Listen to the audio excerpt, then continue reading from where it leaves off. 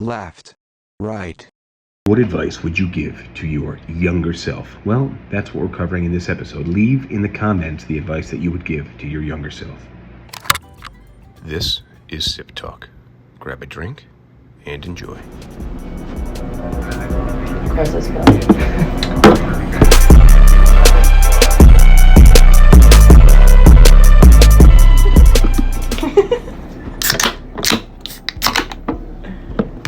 Cheers. Cheers. Cheers.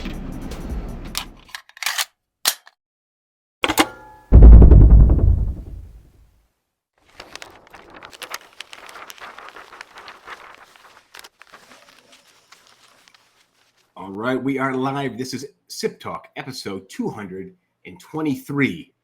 Advice to your younger self. My name is Justin DiGiulio out of my basement in New Jersey, joined by James, the Bosnator Boswell, philosopher, philanthropist, philanderer, phlebotomist. He is a man of many trades. How's it hanging down there in not so sunny South Carolina now that the sun is down? Yeah, it is dark outside. It is dark out here too. Let me ask you, what are you drinking for this episode? Bush ice. Bush ice. All right. I'm happy to hear that.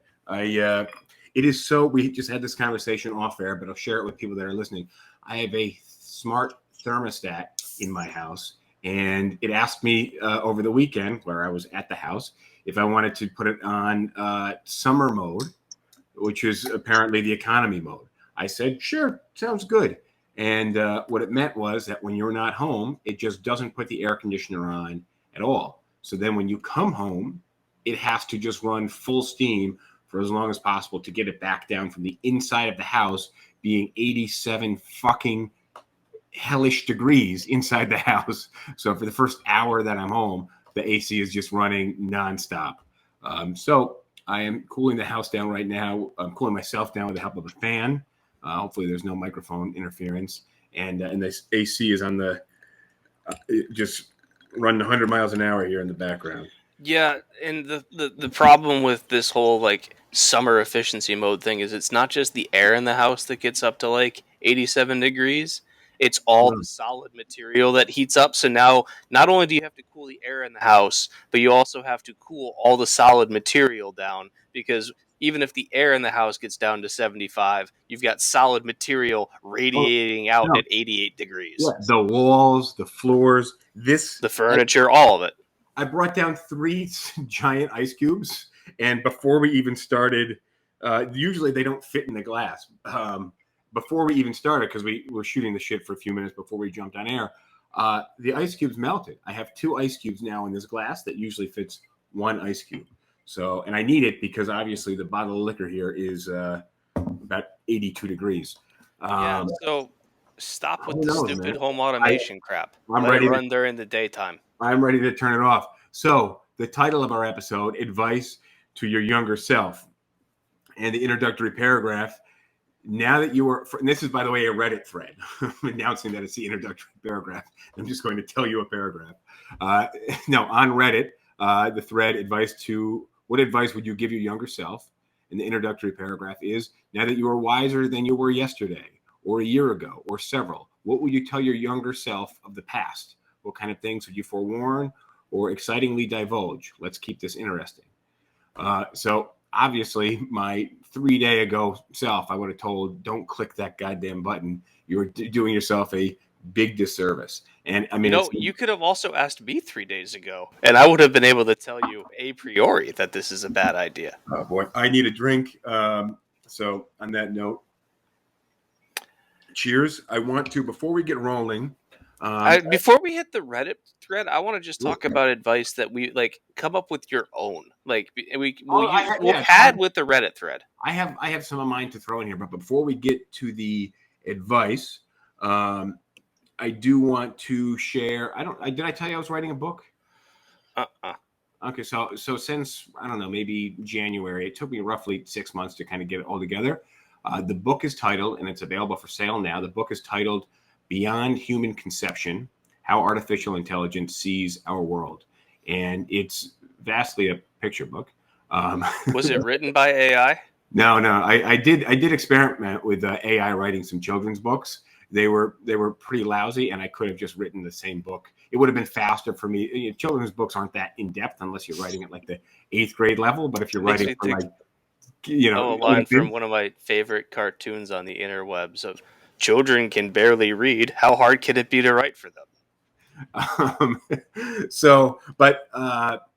But no, I experimented with writing a children's book. There's actually one that I published, and I said this is kind of silly, but this is a book that I had the idea to when they came out with Deep AI, and there were some other ones by OpenAI that you could have AI generate images for you. So you say President of the United States or riding a dinosaur, shooting an AR-15. Exactly. So that one's pretty specific. But you would then ask yourself, well, who's riding the dinosaur? But of course, it would spit it out an image of who it felt was riding the dinosaur. So what I did was I gave it a series of prompts, locations, times, people, places, things, ideas.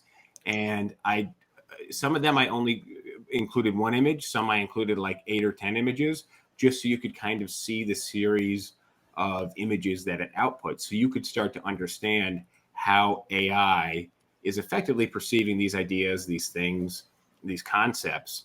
And it's a pretty cool book. And so there's, introduction and there's commentary to all the images. So there's, it was in, I think anybody's opinion, a relatively easy book to write, but it was not labor intensive.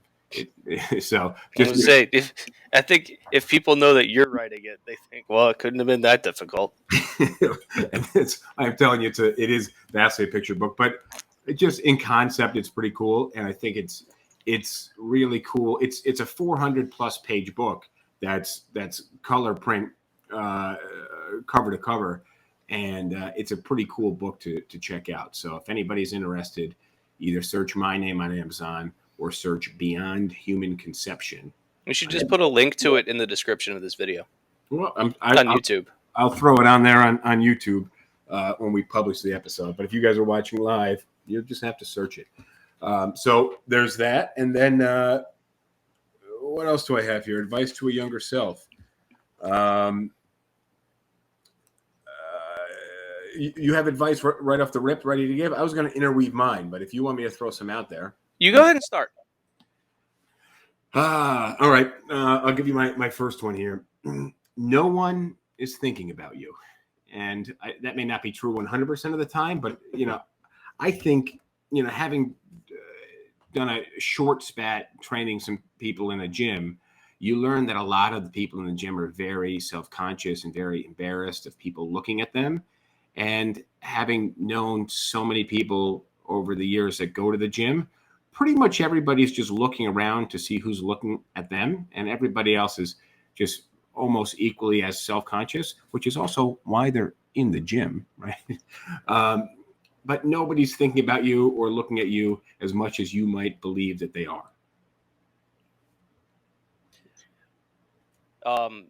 To go along with that, in most circumstances, you judge yourself more harshly than anybody else does.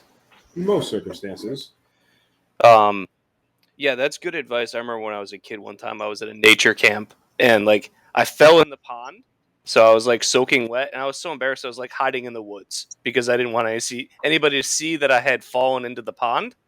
Whereas today, if that were to happen, I'd be like, yeah, this is all right. Yeah, it happened. I got a towel. But when you're 8 years old or 12 years old, especially probably early teens, more so, you just feel like that's such a detriment to your character that that now the main character of the movie has a chink in his armor, and he's definitely going down. Except you're the only main character in your movie is you, and the only main character in their movie is them. Yeah, and so if it's just, to me, thinking about having that reaction today is so wild because I just wouldn't care today. I'd be like, well, this sucks. Now I'm wet, but life goes on. And whereas that was a horrible day for me. Everybody could empathize and understand how you feel. Yeah. It's I mean, I'd probably laugh about it. Can you believe I just did that? Why did I not see that coming? We did a kayak race. So the owner of the company, of the brokerage that I'm working with, he had bought a bed and breakfast that's got just a ton of rooms, and he restored the whole building, the whole property. It's really cool, and it's in Maryland. So last summer they did like a trip down there. Rosh came down on the trip, and they were doing kayak races. So I'm like, oh shit, I'd love to kayak. It's been a long time since I kayak, but I'm all for it. So we're doing the kayak races. I'm either second leg or third leg of a 2 or 3 leg race. Kind of, you go out and come back, and then you switch. Somebody else jumps in. So I noticed the kayak that we're racing in is a little small, but the guy ahead of me is taller than I am. Probably not heavier than I am, but definitely taller than I am. Either way, he gets in that thing, jumps back out. Now, the water is infested with jellyfish. Like, you couldn't stick your hand in the water and not touch a jellyfish. There were so many jellyfish in the water. And I jump in the kayak, and they shove me off away from the dock. And then as I kind of, because they shove you, so you're leaning in the water, right? As I kind of come down to scoop the other side, I just did a fucking total upside down, all my clothes on. Nobody was expected to, like, you might get a little, like, splash, but nobody was getting wet. And I just went, like, fists overhead into the water. Luckily, I don't really think I got burned much by any jellyfish. So there were just where we were, there happened to not be too many jellyfish, luckily. But if this was the 12-year-old versions of ourselves, I think both of us would have been very embarrassed, where everybody else is just dry and not soaking wet and not covered with this whatever water. I just thought it was funny. I'm like, I can't wait to see the video of that. Who had their cell phone out taping the races? Yeah, today I would have a similar reaction. Like, that was hilarious. Like, I hope I have a change of clothes, but it's a weird mindset around that. What do you have on your list here? Take care of your health and fitness early, because the older you get, the harder it is to get back. And so if you build a strong foundation of exercise, and I'm going to add to that, like, don't start smoking. Don't do that. Which goes along with health and fitness, but, like, focus on, like, try and develop a routine where you're exercising a couple days a week, be it lifting weights, running, sports, whatever. Get your heart rate up and exercise for a couple hours every single week, because that is just going to pay off long term in the way that you feel as you get older. Yeah, I would completely agree. Not, as a young kid, there was no value in my life of physical exercise. It wasn't until high school, probably, or late middle school, that I realized the kind of. I'd say it was when you were like 15 or 16. It was before I could drive. I know that for certain, and so probably 15. Definitely 15 at the latest, and just kind of realizing the value of fitness and health and being in shape. And it wasn't on my radar before. And it's weird that you kind of, like, once like, once something's on your radar, it's always on your radar. And I noticed that there are people in life that, like, have no understanding of nutrition or fitness. Just, what I would also say, and I'm sure you've encountered this, is, like, I played a lot of sports when I was a kid, and, like, I was never elite in any of them. The closest I ever got was volleyball, which I played in college. But just having exposed myself to a variety of different sports that all had different skill demands, I found that as an adult, I find myself to be much more coordinated than the people that didn't play sports. And, like, if I ever am in, like, at a party or something, and we're playing some kind of just, like, casual sport or whatever, where it's just for fun, like, there's no competition or anything else, like, like, how uncoordinated people are doing just, like, really basic sports stuff. I'm just like, I don't know, like, how is this so hard for you? I'm in that camp. Any of the sports I played did not require coordination. But you know what I'm talking about, where, like, you see people that look like they might be even, like, in decent shape, and you're just like, you're so uncoordinated. People think that about me. They're like, oh, this guy, he's a muscular guy, he runs, he's got to be, like, good at baseball and this and that. And I really just don't. I ran and lifted weights. Like, there's no coordination involved in that at all. So that would be, like, my other advice is, like, play a lot of different sports, because you develop a whole range of kind of coordination and talents. Even if you never get, like, really good at any of them, like, just play them. I'm all for it. So for coordination as well. All right, I'll give you another one. Advice to my younger self. Although I did know this as a younger self, but advice to just people in general, younger people especially. Adults actually know very little. Most people, as they get older, do not pursue outside learning. They don't continue to gain knowledge. And think about They may gain knowledge inside of their field. So yeah, sure. But I said most people. So a lot of people also inside of their field don't gain knowledge either. That's But true. I think that you would be surprised how unknowledgeable, not stupid or idiotic, but how unknowledgeable most adults are. And I think that younger people just assume that adults have the answers. And I would say, that's because like adults can pretend to have the answers well enough to fool children, and if you're a child and you're around that enough, you just develop this, I don't want to say complex, but that's the word that comes into my mind, where like adults just know how to do everything and they know how to do everything naturally. And really it's like once you become an adult, you realize, oh, everyone's just pretending. all right, you got another one? Not off the top of my head. Give me it. Actually, hold on. I would say, and this is specifically when it comes to like dating, and I'm taking the male perspective here because I don't have any other. We may have which- the same one on this. I'm which really is, I'm really curious what yours is. Go ahead. while rejection may suck, it's not something that you should like. The fear of rejection should not dominate what you do. Be willing to put yourself out there, and the worst that she can say is no. So I will give you mine. It's similar. They're definitely parallels. And it's funny because I was talking about this in the office today. Let them find. So I mean, I feel like this is almost be directed towards like a high schooler. Let them find out that you like them. So most people who have a crush on somebody are deathly afraid of that person finding out that they have a As crush. an adult, that makes no sense to me. We talked about this like a week or two ago. Yeah. So, but the thing is, if you like someone and they find out, the worst that could happen is no relationship results. But that was always going to happen if they never found out that you like them. Okay. Yep.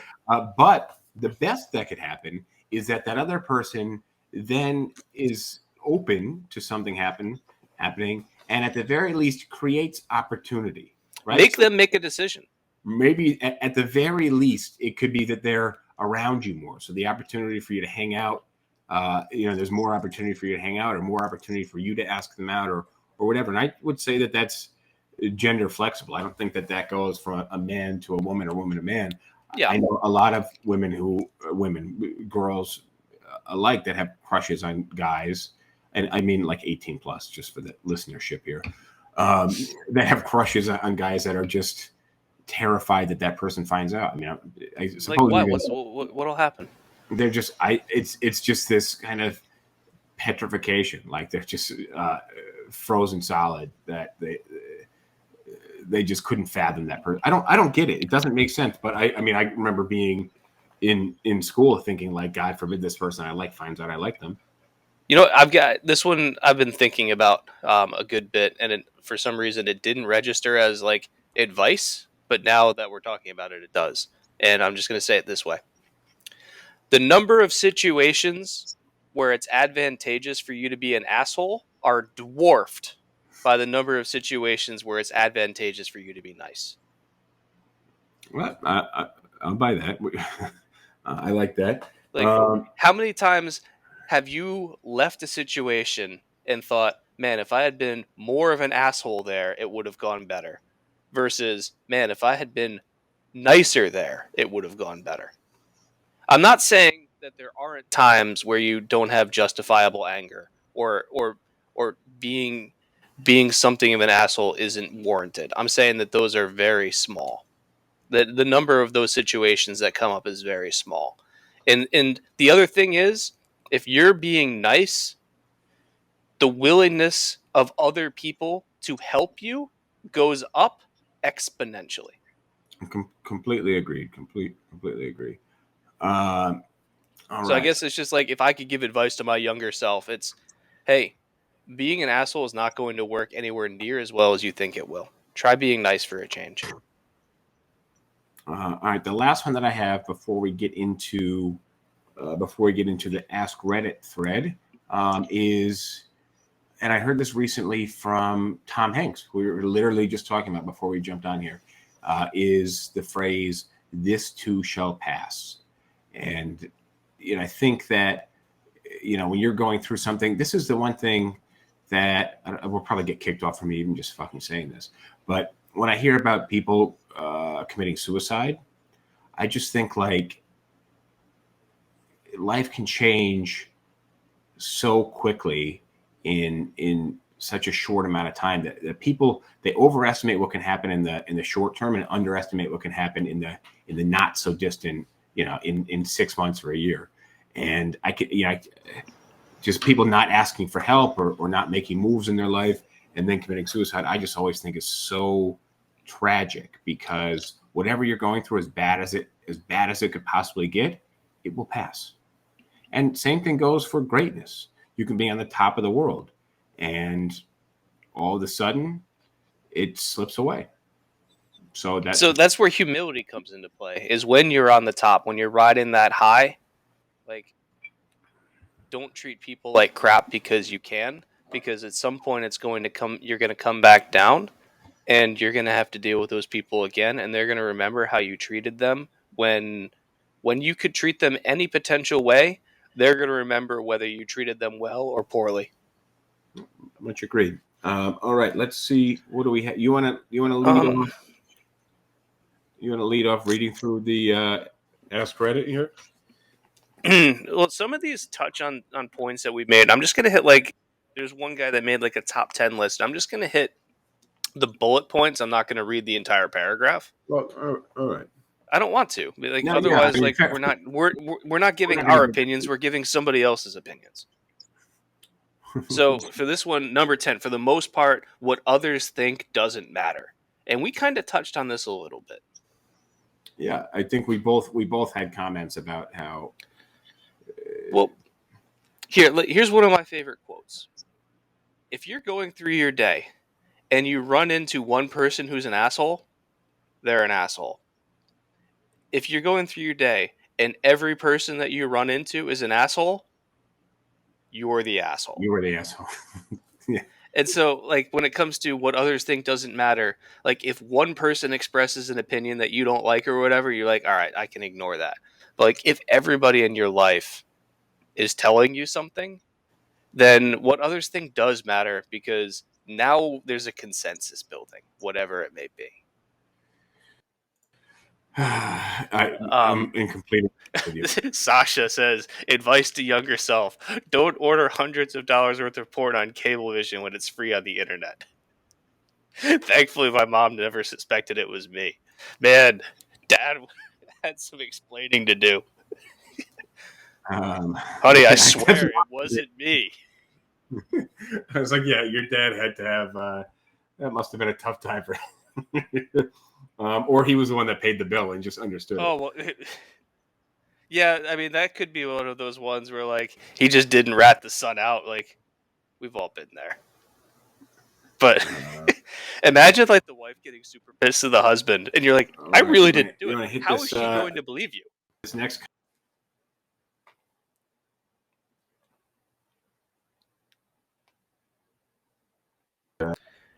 You blinked out there. Your connection's crappy. I feel like our internet here is.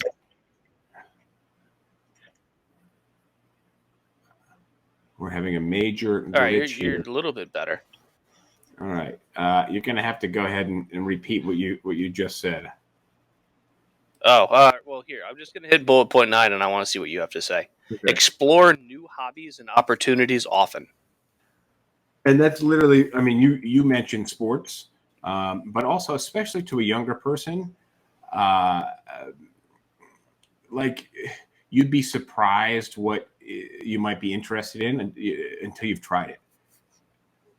It's like broccoli theory. No kid wants to try broccoli, and then they try it. It's cooked the right way, and they like it. I don't know. I like broccoli quite a bit. All right, let me hit number 8. Well, because like even if you try something and you don't like it, then you at least know that you tried it and you didn't like it. And like you can say, all right, cool, I'm not going to do that again. But like I can at least say I tried it, and maybe you do end up liking it. But just kind of like by exploring new hobbies and opportunities, you're going to make yourself a more well-rounded person. 100%, 100%. And that's kind of the defense of like the middle school and high school curriculum, where you have to do things, or even elementary school, where you have to do things like art, math, social studies, English. Like you have to do all these things. I just remember taking art, being like, I fucking hate art. I'm no good at it. Like, but understanding that like this is something you have to do because some of these people are going to grow up and be artists. It's just something we all have to do. Like, I feel like they could have done a better job messaging that to us as kids, because like I also hated art, and if they had like explained it to me like the way you just did, it might have sunk in a little more. Do you remember construction paper? I don't think I've seen construction paper since the 5th grade, or maybe even before then. I don't even know where you would buy construction paper. Like probably like an arts and crafts store. It has to be specifically an arts and crafts store. You could probably get it like in the school supplies section in like Walmart or something. I don't know. Maybe. All right, you want to hit number 7? We'll just alternate, I guess. Well, we didn't do number 8, which we kind of touched on it as well, but like, nobody knows what you're thinking unless you tell them. So we touched on this a little bit about like, hey, if you have your crush, why are you hiding it? Tell them. But it goes beyond that. It's like if you don't communicate well what you're thinking or feeling, and then are upset that like other people aren't accommodating or helping you or whatever, well, it's because you didn't tell them. Like they can't figure this out for you. I'm going to take a different angle on this one and just say, because I think that this is where they were going with this. Not trying to like people having secrets or something like that. Like you can hide your secrets by not telling anyone because nobody's going to know what you're thinking. I really think the angle that they're taking here, and maybe more concisely put, is become a great communicator. Well, yes, but like they talk about like I'm going to read some of the posts. They say, years ago I was dating somebody I no longer wanted to date. I knew I was unhappy in the relationship, but she didn't. And because of this, I waited and waited for things to improve, but things never improved. Well, they could have had this person been more communicative. And I want to scream at my young self and say, well, no shit, things didn't improve. You never told her anything was wrong. It's all communication. Mm-hmm. So, like, but you don't even have to be a good communicator. In that situation, like, bad communication is better than no communication. And if you practice it enough, bad communication becomes good communication. I was having a conversation. So every Thursday, we've talked about this before. Every Thursday, I give a meeting in the office. It's roughly 90 minutes to 2 hours. And we talk about different aspects of real estate. But today we talked a little bit about phone calls and being in person with people. And I said, I asked around the room, who's ever had somebody who's a close talker? Who's ever been in a conversation with somebody who's a close talker?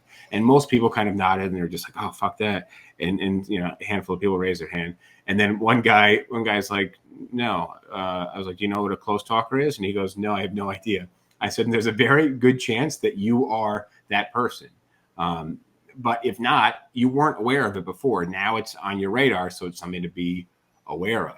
And communication is a lot like that. When you're talking on the phone with someone, when you're in person with someone, being able to gauge their understanding what's going on and perceive things from their eyes and their perspective. And that's, you know, when it comes to sales, there's a big factor in understanding how the other person is thinking and understanding what they're thinking. And it's all communication, in my opinion. Let me hit the next one here. Talk to everyone in college. Professors, classmates, roommates, neighbors, frats, sororities, clubs, students outside of your major. And they say, why? Because networking. But I would say also just the more people you know, the more doors are opened in your life. It doesn't mean you're going to be best friends with all these people, but I think, just for the sake of networking and acquiring contacts, and we talked about diversity quite a bit in the last episode. I think that's why it's important to get to know other people. Well, if I'm gonna say, specifically when it comes to professors, professors like being talked to by the students. They want to have student interactions, and if you talk with your professors and if you go to office hours, you're going to have better grades. One of my favorite pieces of advice I read, which happened after I was already out of college, but it was for college students, was you're taking a college class, your first paper, your first test, like your first major assignment. You turn it in, you get your grade back.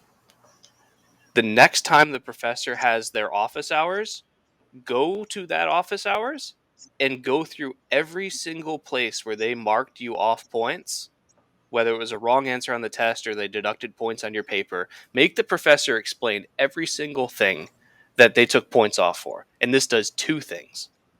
One, you're going to learn how the professor grades and you're going to learn the material, so next time your grade's going to be higher because you're going to make less mistakes.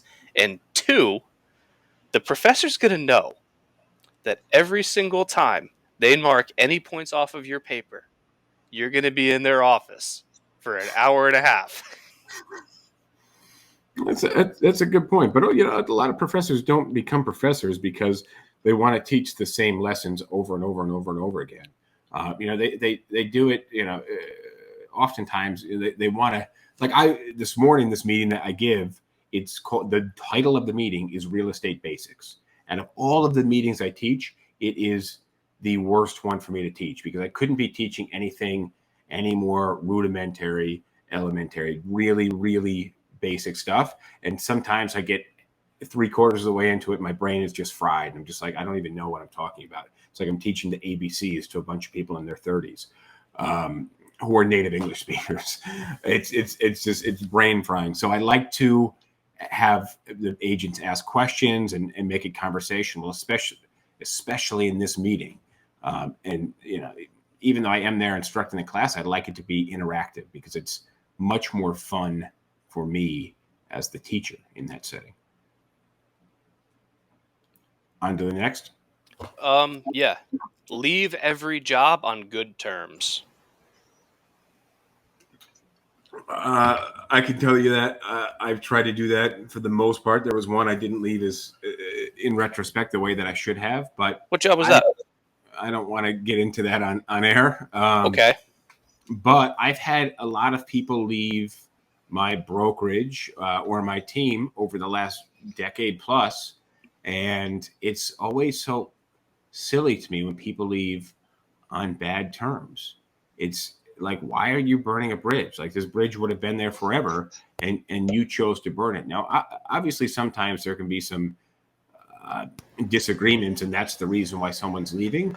But still, when you have the option to be the asshole or the nice guy, you can always take the higher road. And if you really are leaving, it's fucking behind you.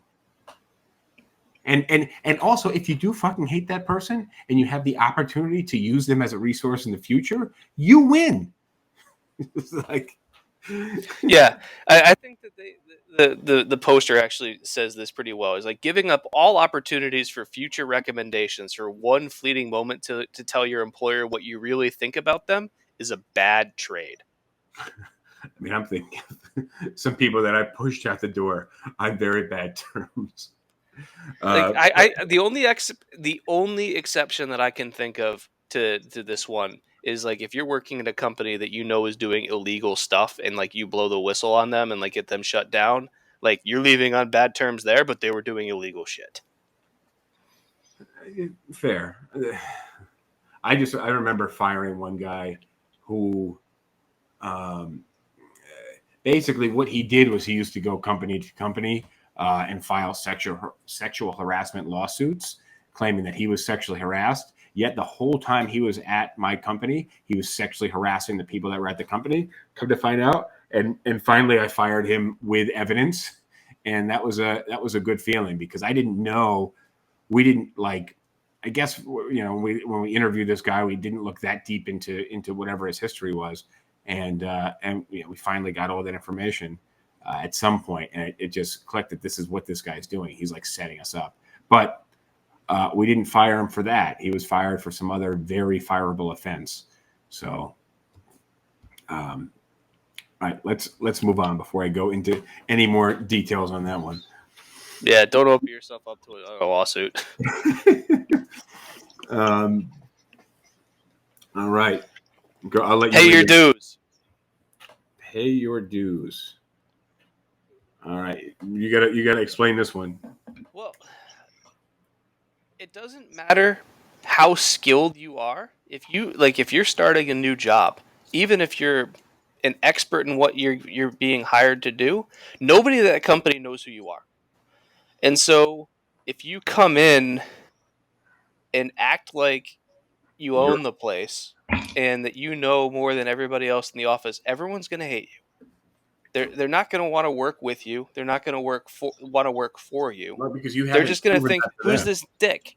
Whereas if you come in and are and have a dose of humility and treat people with respect and just do your work and grind and respect that other people have been there longer, you're going to rise up through the ranks faster and you're going to be more well liked by everybody around you, which will also help you rise up the ranks faster. Because if a boss comes to me, like I've had this happen to me before when I was in the accounting office, I would have one of the partners who owned the company come up to me and ask me, what do you think of so-and-so who we just hired 2 months ago? And I would tell them my honest opinion. And sometimes it was good, sometimes it was bad, but it depended on like what I had seen from them. And But so you have the support of the people around you. yeah. And so there were some people I was like, this guy's excellent. Keep give him more difficult work, push him because he can do a lot. And others I'm like, I'm not sure that this guy's listening to anything I'm saying. But if you come in and just like act like a big swinging dick, then no one's going to like when the boss comes to ask their opinion of you as a new hire, they're gonna like your coworkers are gonna be like, he's not, we don't like working with him. Like he might know what he's doing, but like he's not personable and he treats us like crap. And there goes your promotion. All right, let's move on for the sake of moving on because we got a lot more to cover that I'd like to cover. Invest in yourself. So I kind of touched on this a little bit in terms of like take care of your health and fitness early, establish those habits because they're going to pay off later on in life. But also just learn some basic skills that everyone can appreciate. So like this guy says, like learn to cook, learn a foreign language, learn to budget. And I think those are all really important. There's a lot of simple things that you can do that actually don't take that much investment. Like learning a foreign language for most people, especially at a younger age, is not that difficult to do. Learning how to cook is simple, and also you need to eat to survive. Learn how to dress professionally, or at least nicely. Learn basic finances so that you're not always overspending what you're making. There's a lot of simple life skills. You can just Google top 10 life skills, and I mean it's so easy to do in this day and age. There's no reason to not. And learning to cook doesn't mean I can make a Michelin star meal. It means like I can do the basics. I understand how food works together when I put it in a skillet and crap like that. It doesn't take that much time to learn. And also, like beyond it being good for yourself, being able to cook is like if you're trying to impress a date, being able to cook is one of the top things you can do. Like going to a restaurant and grabbing drinks, especially Not in New only York is City. it cheaper, but like it's a more intimate setting. You get to interact with somebody and demonstrate some skill that you have. And you're more likely to get laid because you're probably at that person's place or your own place. I mean, yeah, it'd be weird to have a date where you're cooking at some place that isn't yours or hers. Although it makes me think of a friend we had that would take a girl to your place because his place was so messy. Fair enough. On to the next. Expect people to be negative especially when you're carving your own path. You know, funny thing I was thinking about today is how people that are in a rough place try to tear people down that are in a better place. And you know, a few years ago when I had a nice, I mean, I didn't think it was the be all end all of cars, but it was a pretty nice looking Porsche 911, and I parked it in the garage near my apartment. But wherever I went, I usually parked on the street, and it was always funny. This happened to me maybe 2 or 3 times, and I would come back to the car, and somebody had hawked a loogie on the car, spit on the car.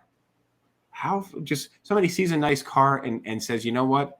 I'm going to deface this thing or spit on it for whatever reason that they would want to pull that down. But I think, especially, you know, if you were in a tight friend group and they're not really going anywhere, and you start to outperform or out earn or become better educated or pursue a higher education, a lot of times they will tear you down.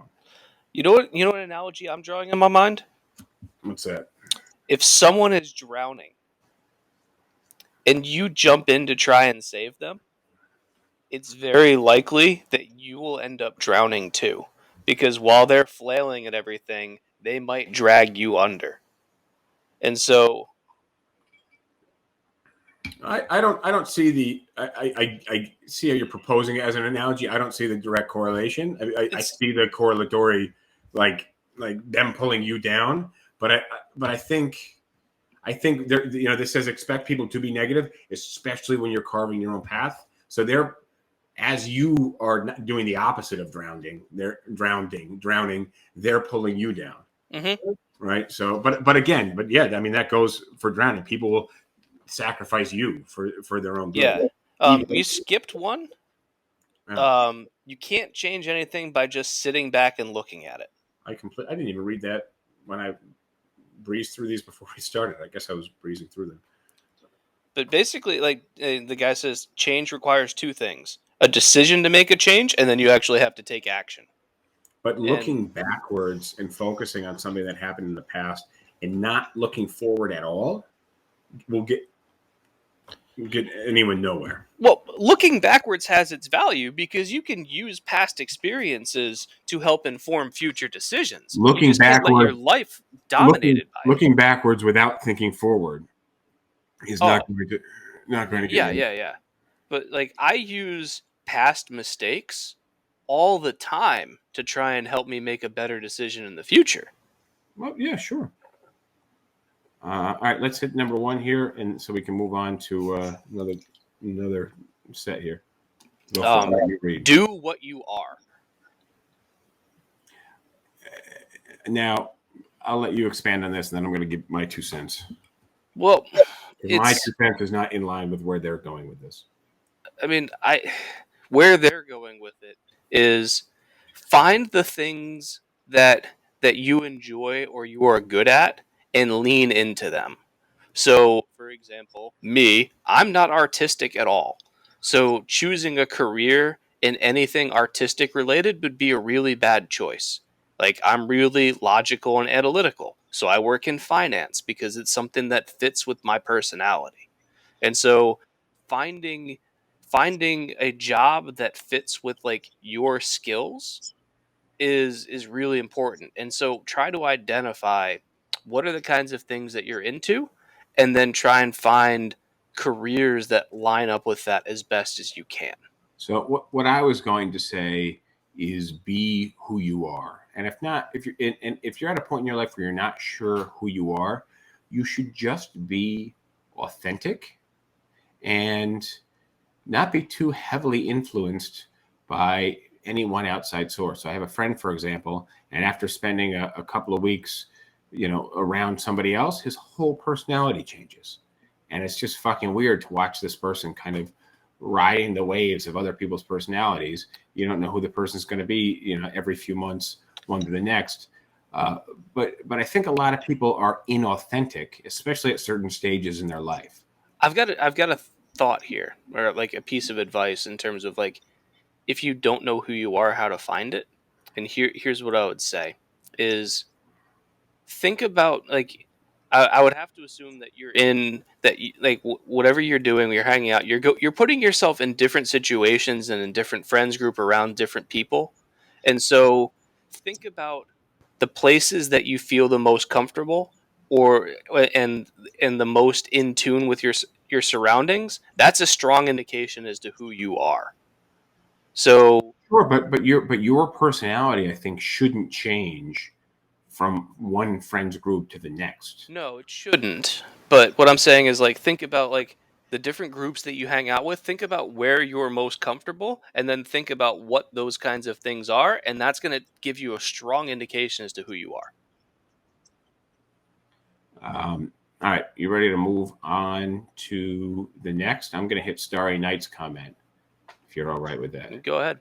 All right, that's where I am. If you want to scroll down, take care of your teeth, you stupid fuck.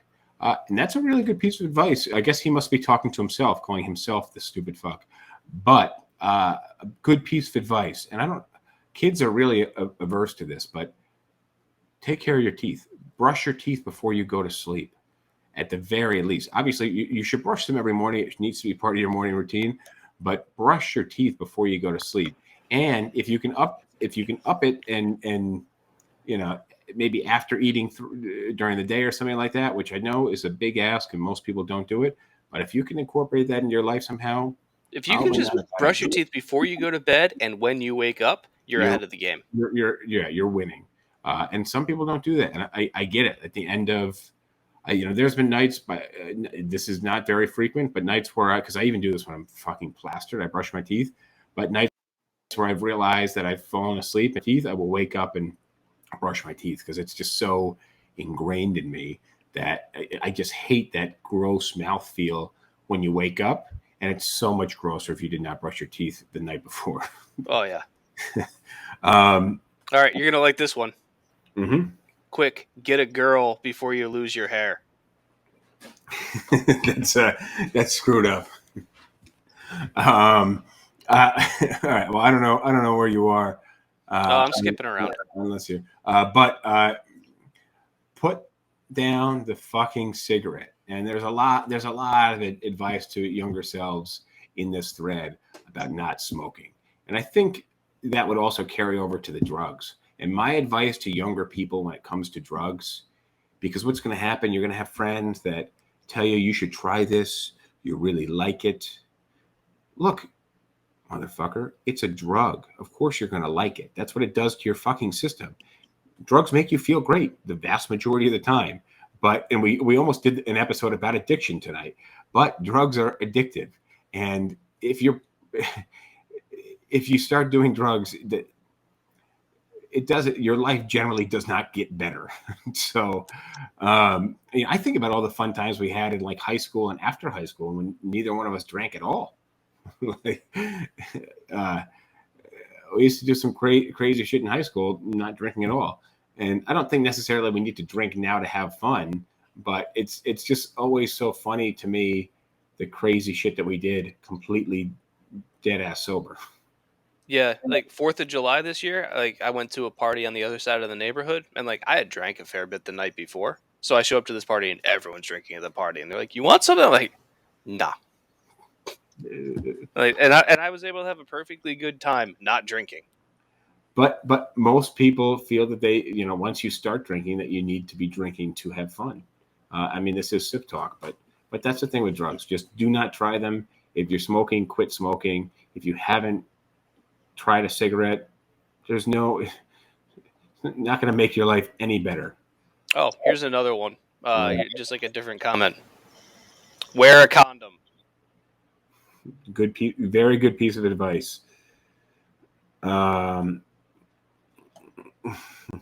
Rosh says Edgar Allan Poe wrote most of his work while under the influence of absinthe, and it makes me think of an Ernest Hemingway quote, which is "Write drunk, edit sober." Edit sober.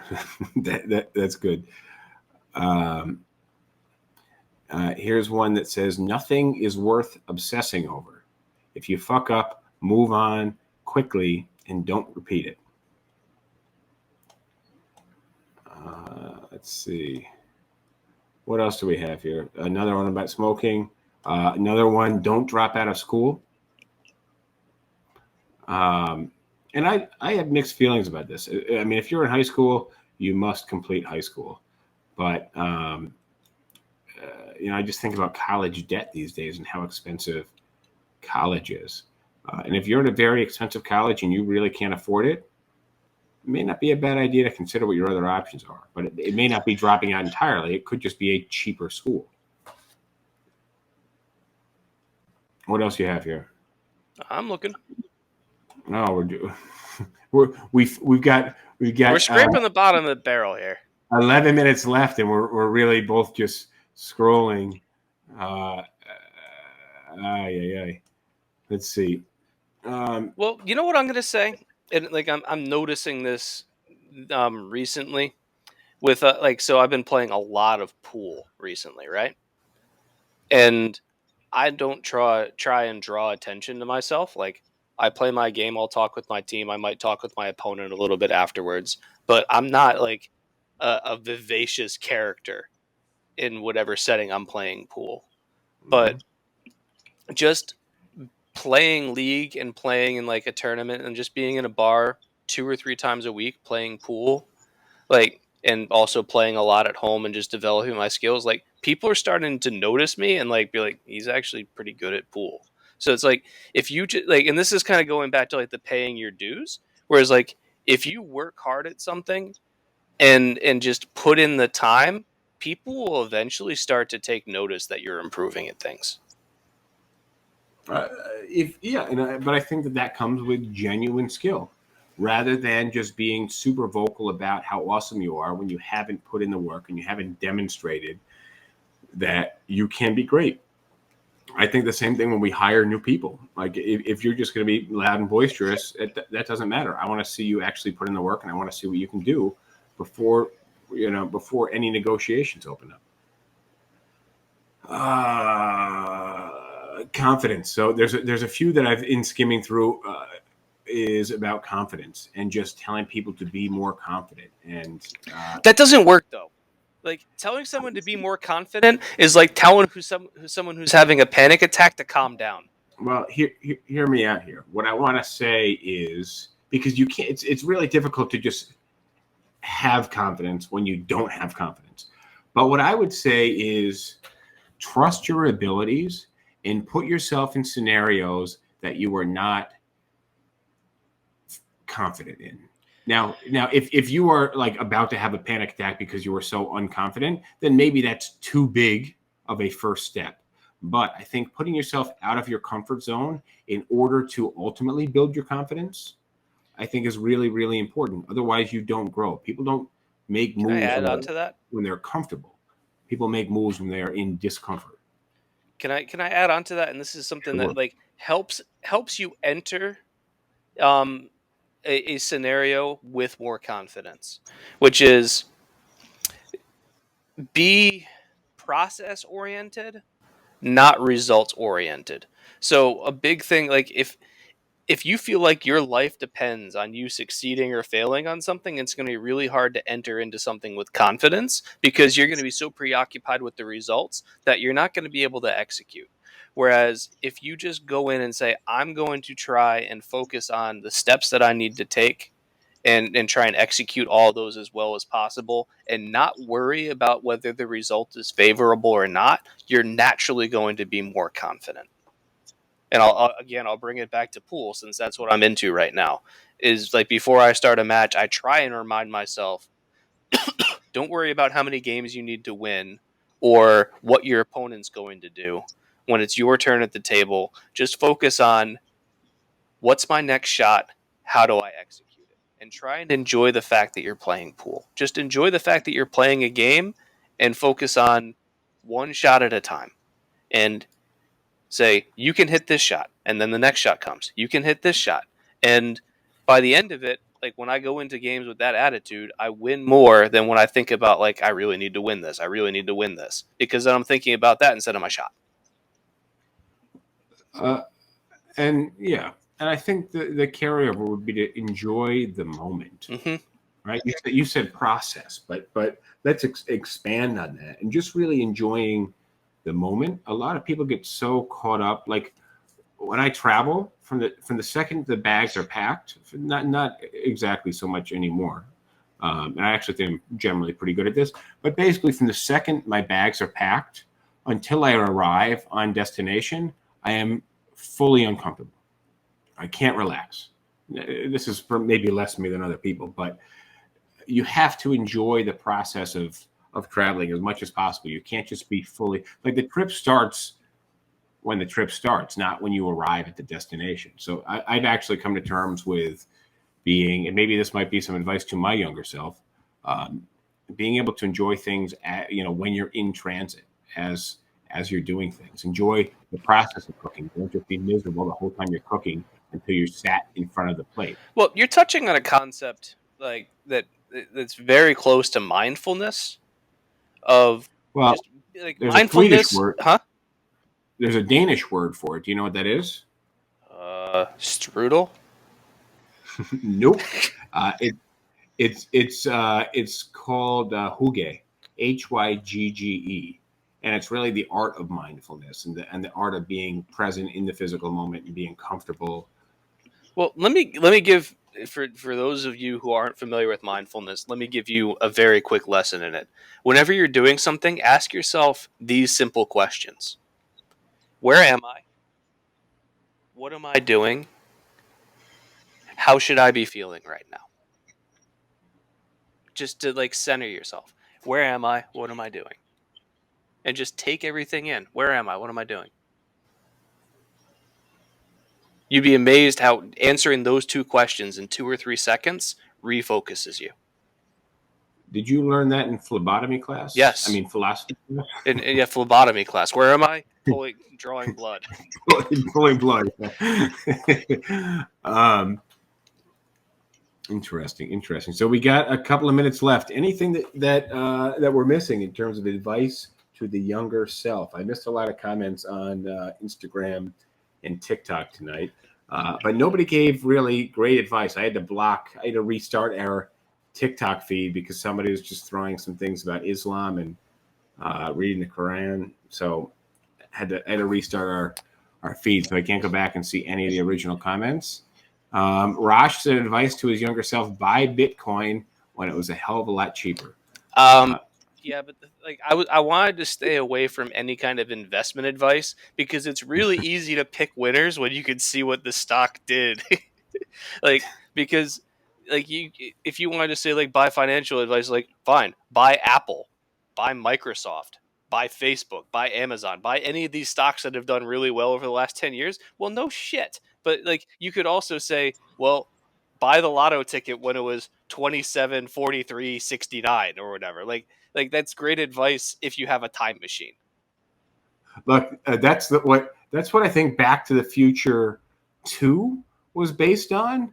How betting, Biff, right? Biff found the sports almanac in his car, something like that, and then became a casino owner and a multimillionaire by betting on sports, basically. Yeah, where he knew the result.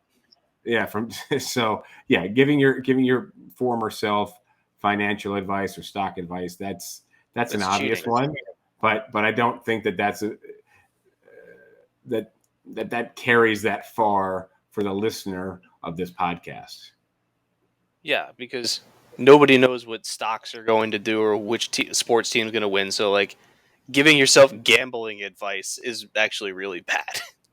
Well, one piece of advice I have for our listener is that he or she should subscribe to our podcast. I think that's how we end it. Yeah, I think that's what Rosh was leaning on.